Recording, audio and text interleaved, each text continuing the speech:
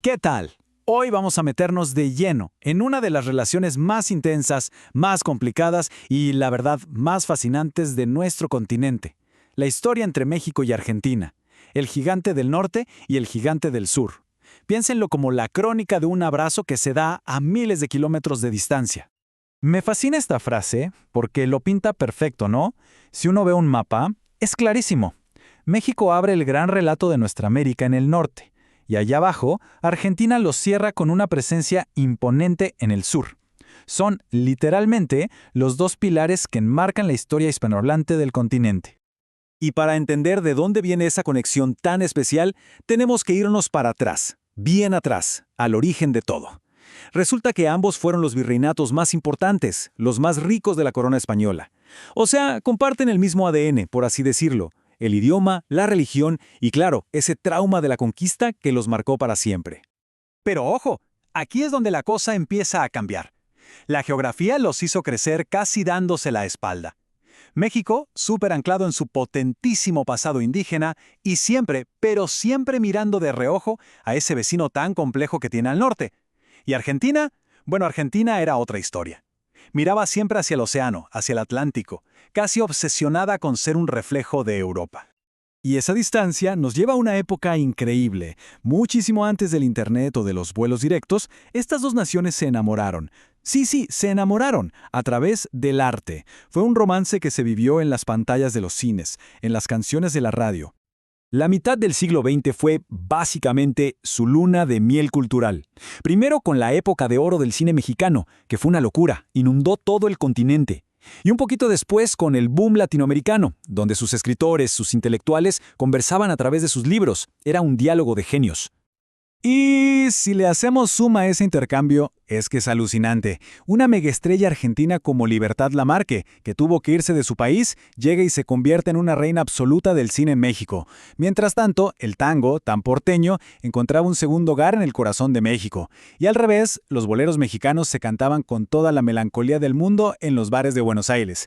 Y ni hablar de la literatura. Gigantes como Borges y Rulfo se leían el uno al otro con un respeto que era casi sagrado. Pero, como en toda gran historia, la verdadera prueba de esta hermandad no llegó en los buenos tiempos, sino en los más oscuros. Este es probablemente el capítulo más noble de su relación, un lazo que se forjó en medio del dolor y la crisis. En los años 70, Argentina cayó en una noche terrible, una de las dictaduras militares más brutales que se recuerden en la historia. Miles de personas, artistas, científicos, psicólogos, gente común y corriente, corrían peligro de muerte. Así de simple. Estaban obligados a huir para poder sobrevivir. Y ahí, en ese momento, México no lo dudó ni un segundo. Abrió sus puertas de par en par. La embajada mexicana en Buenos Aires, imagínense, se convirtió en un santuario, en un refugio. México rompió relaciones con la dictadura y acogió a miles de exiliados argentinos que no tenían a dónde más ir. Y el impacto de esa llegada fue, ¡wow!, transformador. Esos exiliados no solo encontraron una casa, sino que enriquecieron de una forma increíble la cultura mexicana. Trajeron el psicoanálisis a la vida diaria, renovaron el periodismo, las universidades. Y de ahí nació este término, Argenmex, para definir a toda una nueva identidad, una fusión de lo mejor de los dos mundos. Y esa solidaridad no fue solo un abrazo cultural. No, también fue un gesto político potentísimo. Durante la Guerra de las Malvinas, en el 82, con una presión internacional enorme, la postura de México fue una sola, clara y firme en todos lados. Apoyo total a la soberanía argentina. Un gesto de hermano mayor que en Argentina jamás se olvidó. Pero hay un lugar, un templo sagrado donde toda esa hermandad, todos esos abrazos, se van por la ventana y se convierten en una rivalidad, a veces hasta cruel. Sí, ya saben de qué estoy hablando. Hablemos de fútbol.